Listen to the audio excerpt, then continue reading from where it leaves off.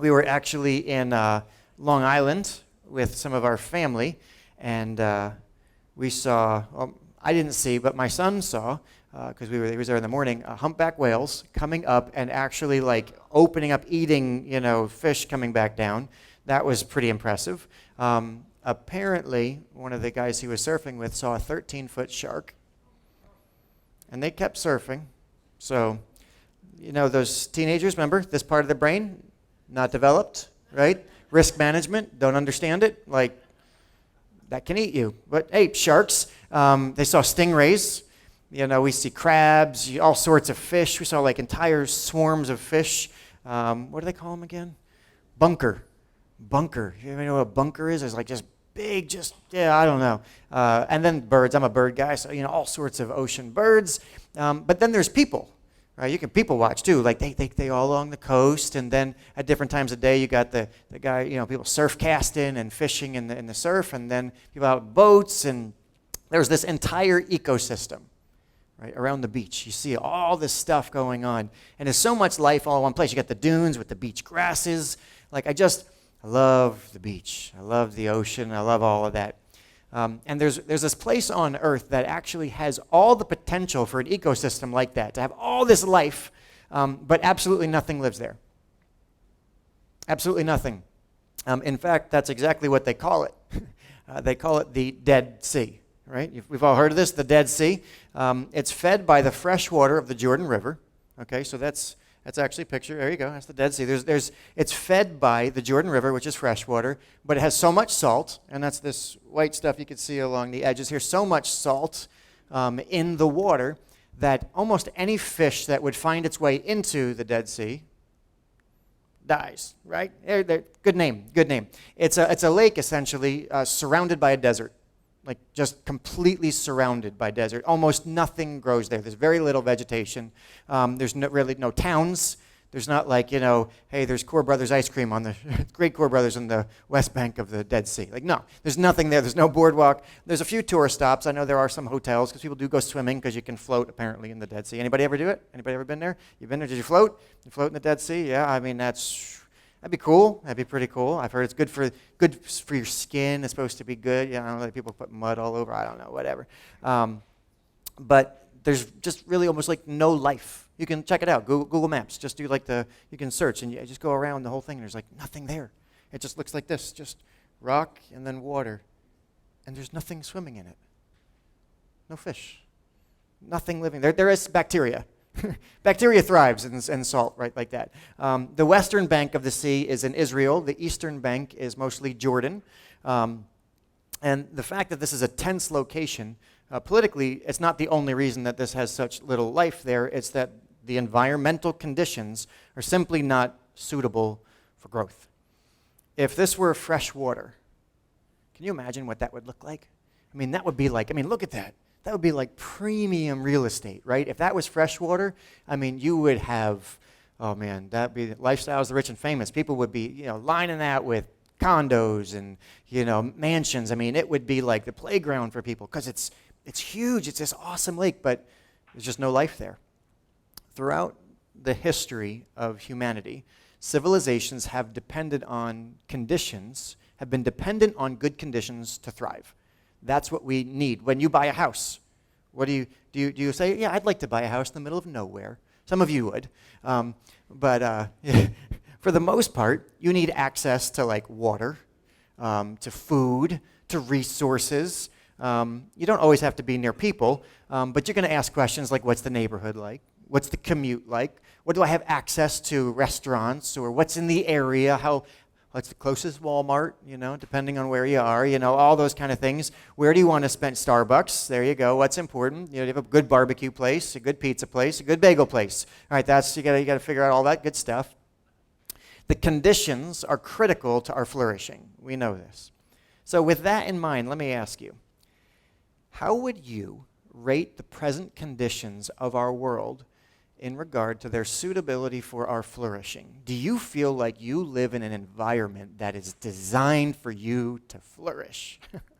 Just to think about it. Are we living in a time and place that makes it easy or hard to flourish? And are most of the people you know right now, are they thriving or are they struggling?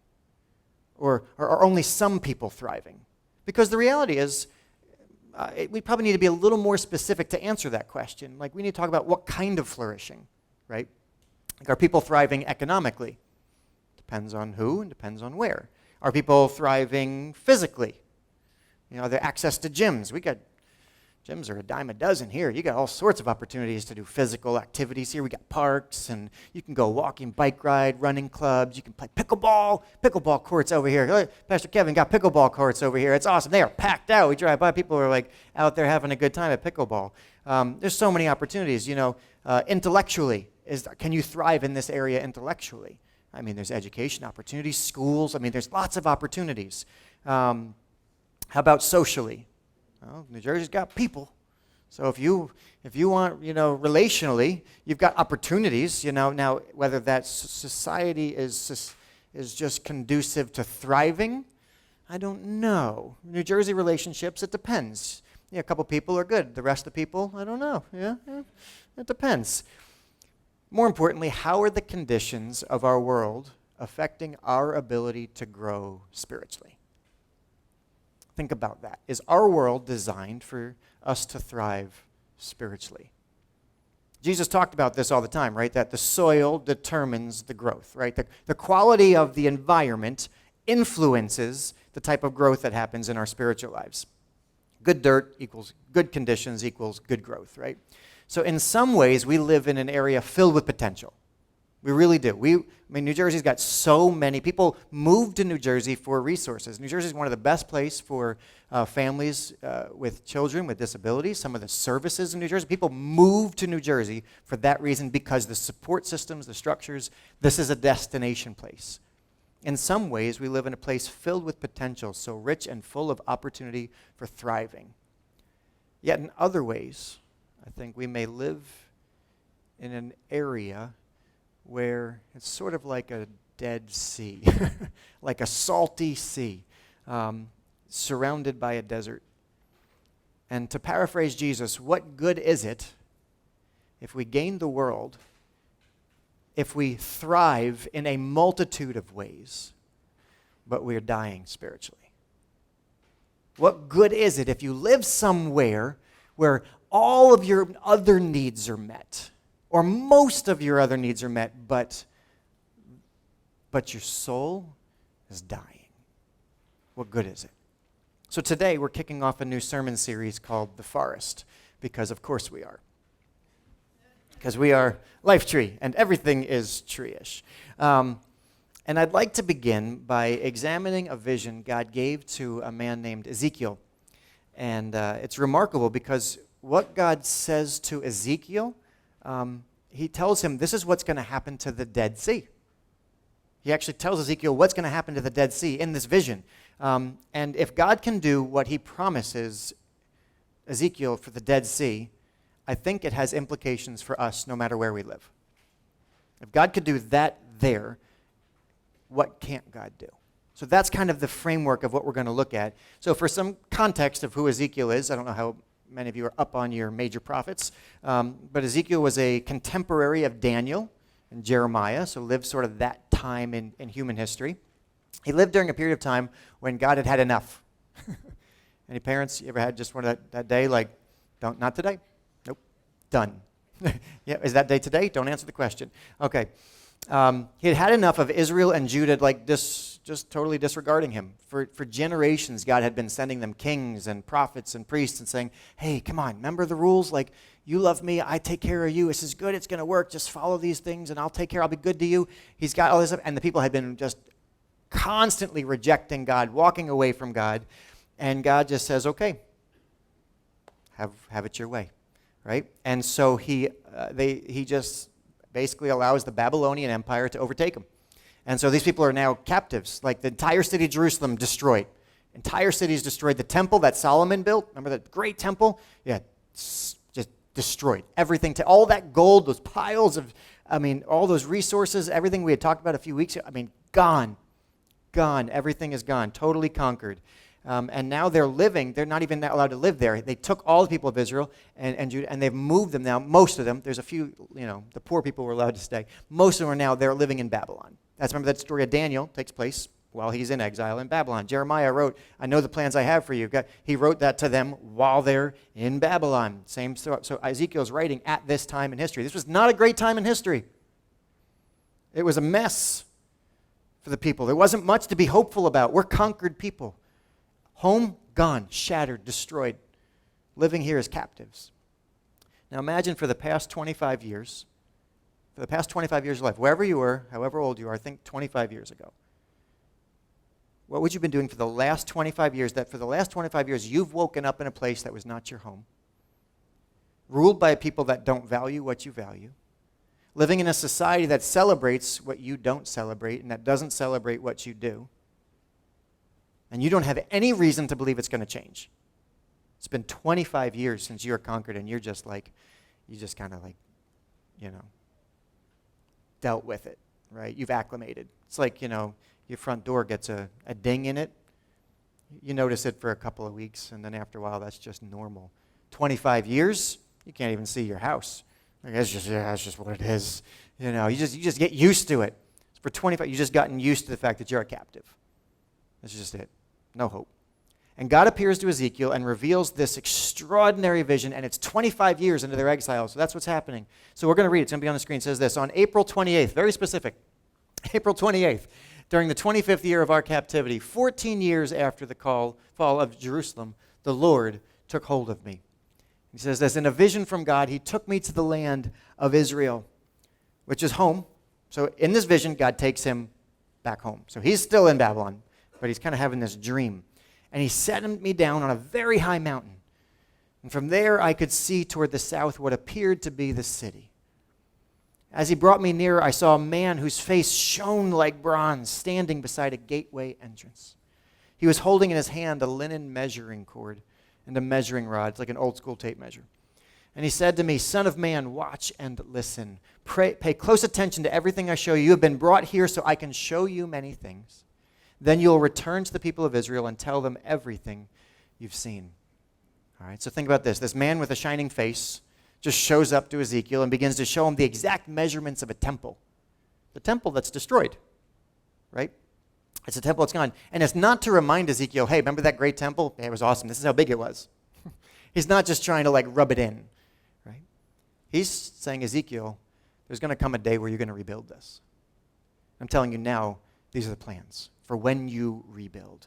And he starts with the east gateway, and then the outer courtyards, and the north and south gateways, and then inner courtyards, and rooms for preparing spices, and the rooms for the priests, and the sanctuary. And he just starts showing Ezekiel all the different components. Because someday you're going to rebuild this, and I'm giving you all the plans for it now.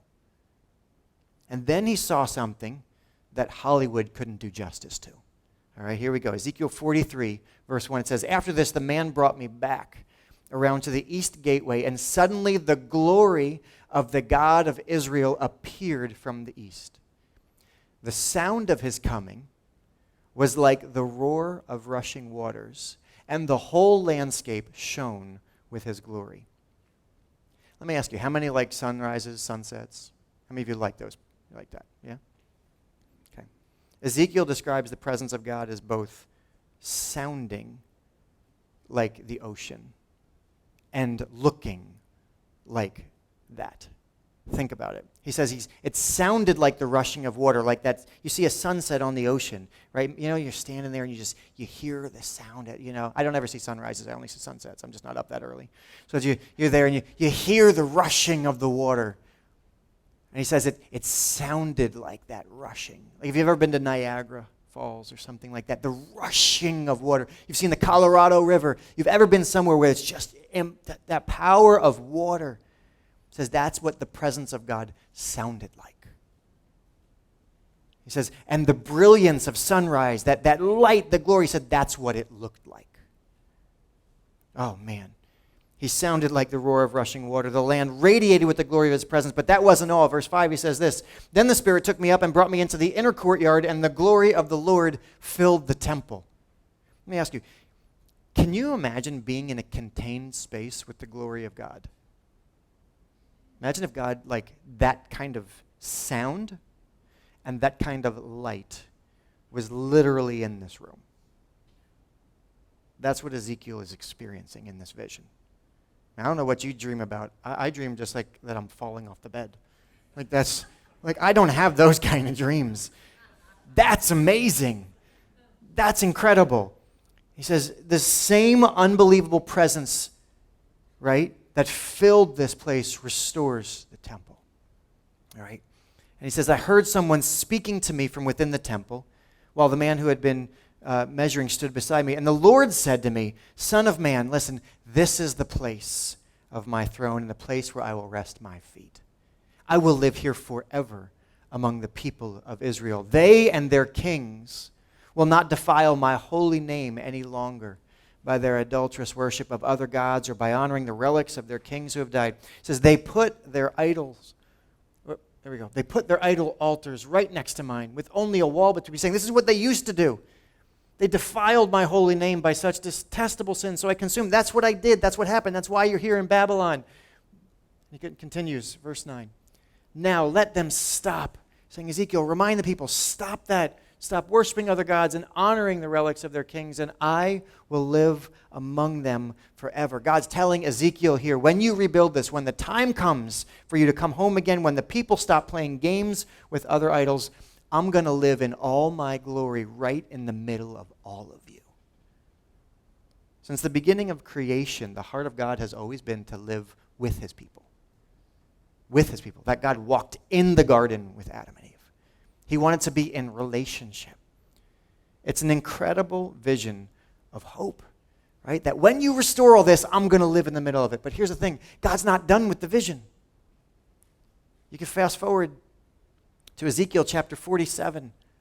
He says this, in my vision, the man brought me back to the entrance of the temple. So he'd been all over the place.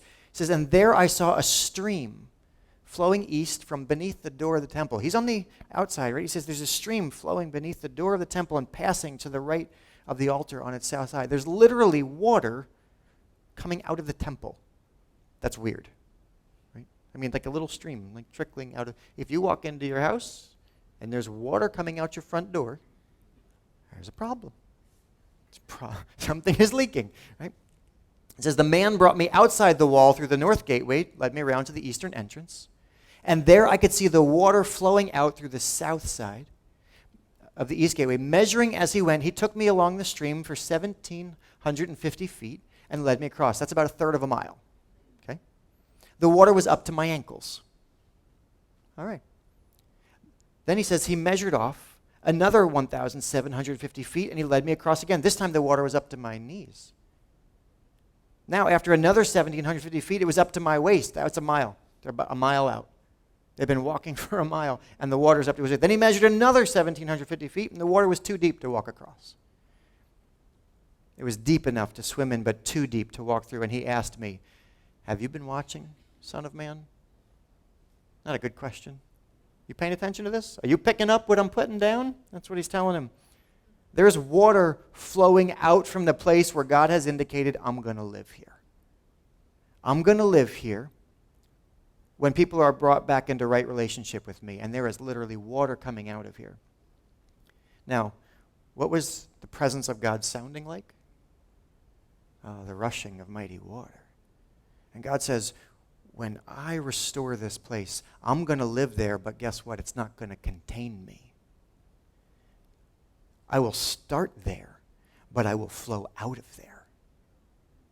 It's pretty clear, God saying he is the water.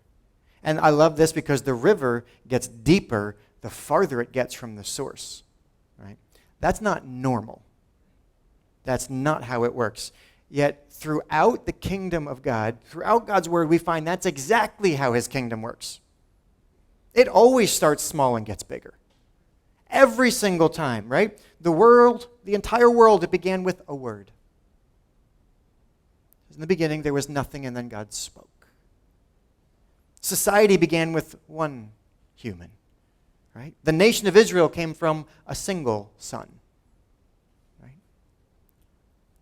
Jesus came as a baby. God didn't send him as a full-grown man. He didn't come down, he sent him as a baby. A few fish and some bread fed thousands. A seed turns into a forest. See, God spoke this wisdom through Zechariah. He said, "Do not despise the day of small beginnings, for the Lord delights to see the work begin." See, God always starts small and gets bigger. That's just how he rolls. That's just what God does. That the river would start small and deepen is totally like God. Verse 6, he says, "Then he led me back along the riverbank, and when I returned," I love this, "I was surprised by the sight of many trees growing on both sides of the river. And he said to me, 'This river flows east through the desert into the valley of the Dead Sea.'" I'm sorry, did you catch that? Where's the river flowing? Into. See, the Spirit of God flows out of his home directly into the exact place where nothing lives. Because the Dead Sea was just as dead back then. Okay? So what do you think happens when the river of God, the Spirit of God, the presence of God, the rushing sound of God meets a sea that's called death? What do you think happens? The Jordan River rushes into it and it just gets salty. Well, God tells us what happens. Verse 8, he says this, "The waters of this stream will make the salty waters of the Dead Sea fresh and pure." There will be swarms of living thing wherever this water of this river flows. Fish will abound where? In the Dead Sea, for its waters will become fresh. I love this. Life will flourish wherever this water flows. Ready for the ecosystem? Fishermen will stand along the shores of the Dead Sea, all the way from En-Gedi to En-Eglaim. You, of course, know those two places. En-Gedi, right? It's literally one shore to the other shore. That's what he's telling you here. The shores will be covered with nets drying in the sun. Fish of every kind will fill the Dead Sea, just as they fill the Mediterranean. I know all you fish lovers, you love the Mediterranean, because there's some good fish in there. Right? He says, but the marshes and the swamps, they're not going to be purified. They're going to stay salty. It's interesting. All sorts of reasons people say, what does that actually mean? Well, part of it is that not all salt is bad. You need a little bit. And that they would have said, well, we do not some salt. They cultivate that, and so some salt is good. But the point is this. God will transform this place into a place that has everything you need. It will be a place thriving and flourishing. Verse 12, "Fruit trees of all types will grow along both sides of the river. The leaves of those trees will never turn brown and fall. There will always be fruit on their branches. There will be a new crop every month, for they are watered by the river flowing from the temple. The fruit will be for food and the leaves for healing." And here's the takeaway. Wherever the river of God flows, life abounds. And not just normal life, we're talking abundant life. An entire ecosystem here. Abundance of fish, fishermen lining the stores, and trees everywhere. I love it. Trees everywhere. A forest of trees. Fruit trees in particular, which is important because fruit trees are a blessing to the people around them. I actually had a fig from our tree today. We have fig trees, and yep, thank you, Gene. Yep, there we go. Still putting out figs. It's great. They're like getting ripe, like right now. They're a blessing. I don't eat the acorns off my oak tree. It's just, and I wish that it wouldn't drop so many, because there's like thousands of them. But fruit trees are a blessing because you can eat them, right? Trees that will always have fruit. Trees that will always meet the needs of the people. Trees that have healing within them for those who are sick. See, because that's a picture of what happens when God lives among his people. When we are right with God, when our hearts hope in him, no matter how hopeless we find the place that we're in. Remember this vision given to people in captivity, 25 years in. They blew it. They knew it. It was their fault. They're there. Oh, no hope. And God says to those people, hey, listen, you're not without hope. Here's even the measurements of the temple you're going to rebuild. And not only is it just a building, but I'm going to live there. And not only am I going to live there, but I'm going to dwell there in all my power, and water is going to flow out of there, and it's going to change the entire area. See, the catalyst for life is the living water of God. So where does that water come from? It came from the temple. That water was flowing out of the door of the temple, right? So the question is this: where is the temple of God today? Is it here at the senior center? Right? Is it when we get a building? Is it when we gather? So I exercise for everybody. Can everybody take out your cell phone? Everybody take out your phone right now. Go ahead. Everybody take out your phone. All right. Give you a minute. All right. Now, I need you to open your camera. Okay? Ready? Now put it on selfie mode. And I'd like to introduce you to the temple of God. There we go. Everybody good? Got it? Okay. Jesus shouted this to the crowds: anyone who believes in me may come and drink, for the scriptures declare rivers of living water will flow from their heart. The water flows out of you and me because God no longer is contained by a single structure. We are the temple of God. And he says he will flow out of us. And it gets deeper and deeper as it goes. God still plants vision inside of us. A vision not for just what is, but for what should be. Look around the people that you live with, your places of work, your neighbors, your family. Look at our communities.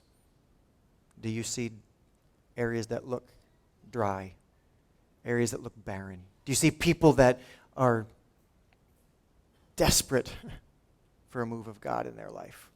Perhaps they don't even know it, but are there people around you that are not flourishing, that are not thriving? You know, we live among people who are surrounded by abundance, but are dying for a lack of living water. And we're the solution. One theologian put it this way: the thirsty should find in the church the only drink that will satisfy their soul. God has said, I got a solution for this world. It's called living water. And it comes out of the temple, wherever I dwell. God has not called us to have a nice little community church where we gather and sing songs and talk about, the Bible and how to live good lives. God has called us to gather and worship so that living water can flow out of us to the people around us who are dying. Dying. So that life can be produced all around us. We may have started small. You may look around and go, man, I'm nobody special. Like, it's just, I don't really even know that many people. Nobody listens to me. I'm just one person. What difference is it going to make? Can I just tell you, the kingdom of God always starts small. Like, if you see it starting small, it's getting good. Like, it's going to get deeper. Our vision has never been just to plant this church and to have a nice church where we gather. It is to have a forest of life trees on every side of every river, wherever God may carry us. The purpose of this series is to just encourage us that God's far from done with what he's doing in our lives. We're just getting started. We're absolutely, but it's up to us. It's up to us. The Spirit of God, it's got to flow out of us. So what? God continues to be at work here in Robbinsville. And he continues to call each of us to see what is not yet and to trust him for it. To trust him for the loved ones in your life who have yet to experience him. Think about them. Who are the people? Somebody in your family, somebody that you love, that you would love for the living water of God to flow into their hearts. Do you have any neighbors like that? Co-workers, friends, classmates, community people that you know, they just need the living water of God to... Listen, when the water gets too deep like that to even swim in, it doesn't matter if you want to avoid it or not, you're in it.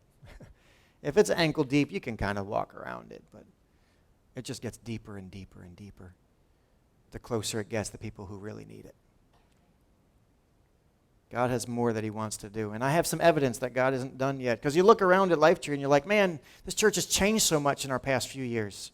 Right? COVID and people, what's God doing here in our church? And even, I'm telling you, as a pastor, I can sit there and go, I don't know. I'm not sure what God's doing, what's happening. Are we even relevant anymore? Is this worth doing anymore? What are we doing? God just says, hey, do not despise the small beginnings. I'm not done yet. You just keep walking. See, the thing is for us to continue to seek God, to continue to worship him, to create that environment for him to show up. Because when God lives in us, oh man, his presence changes things. And I've got some evidence that God is not done yet. We've been praying about what God wants to do here, and we felt God was going to bring some new help to our church. And praying about who that might be. And you know the it just so happened stories that happen in my life all the time. And so I brought my son to a college to do a little visit. And as I brought my son there, a person I don't know, had never met before, walked up to me and was like, "You're Dan." And I said, "Yes, I am." And introduced himself, and we had a great conversation. It was just, and we kind of had knew of each other, but never actually met in person. And he just said, "Hey, just want to let you know, I'm a worship pastor. I'm looking to get back into church ministry." I said, "Oh, why are you telling me that?" And he said, "I don't know. You're from New Jersey? I grew up in New Jersey." And for the past few months, we've been talking and praying with Vic and Caitlin about what God might be doing in our lives and in their lives. And after a couple months of prayer and talking over, I'm very excited to announce that Vic and Caitlin have agreed and are officially going to be joining the team here full-time at Lifetree, and they're going to be moving their family from Pennsylvania down here once the baby comes. So they have two little beautiful children right now. I got Selah and James. They're in the kids thing. And that's Lil Vic that's coming. He's on his way. Lil Vic is on his way. L-I-L, not little, Lil Vic. He's on his way. But to me, it's just evidence that God is continuing to say, hey, we're at work, I'm at work, keep going. And so what I've just done is we asked Vic and Caitlin just to come and just briefly share, just for a few minutes, just what they sense when we prayed about it, why they felt like God calling them to join us here. So, can we welcome them first of all? Let's give them a huge welcome. Thank you. We are so excited, I can't even put it into words, but that very much is like my personality, to walk up to random people and just say, hey, you're you, and yeah, I'm weird like that. I'll probably do it to you, so just get ready. But yeah, this all started back in January, New Year's. I kind of felt like a unsettling, in our spirit of just where we were at, and there was really no reason for it, honestly, just shooting straight. Things are fine, where we're at. Job is good, the house is great, kids are healthy. There's no reason to change anything.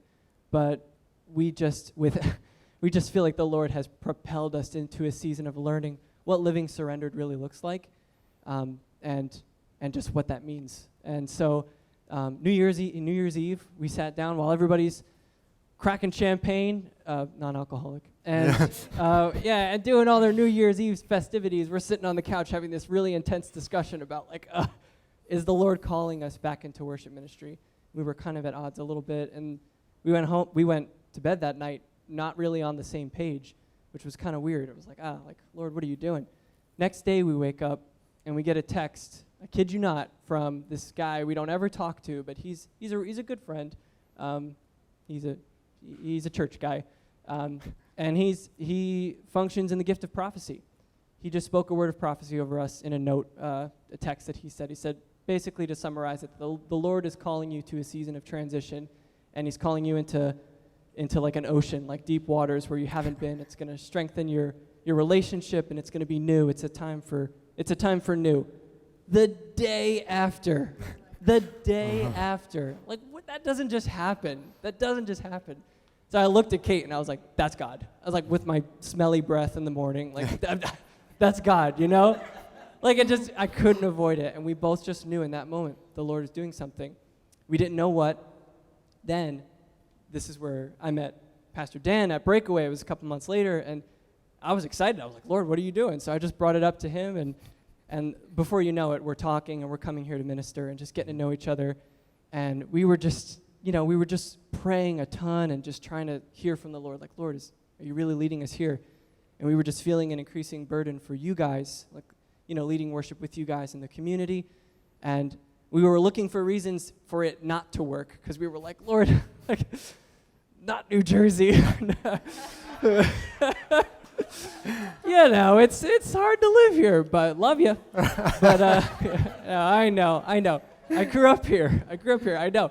But at the end of the day, there was no reason not to do it, and we just felt like the Lord was just confirming, this is it, this is the place, this is what I'm calling you to.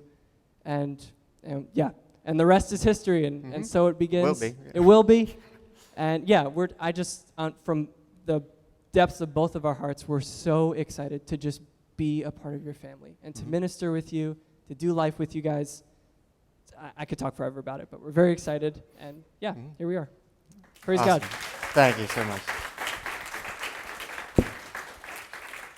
And so you'll have more opportunities to get to talk to Vic and Caitlin. We were going to introduce them last week at the picnic, but Caitlin was just a baby, wasn't having it, so it wasn't working out. But we'll have opportunities to talk to them, greet them, and welcome them. So Pastor Vic will be a full-time pastor here doing worship and other things in our church, and just so looking forward to both Vic and Caitlin working with us and their kids and welcoming this family. And so just so grateful. Can we give them a hand one more time?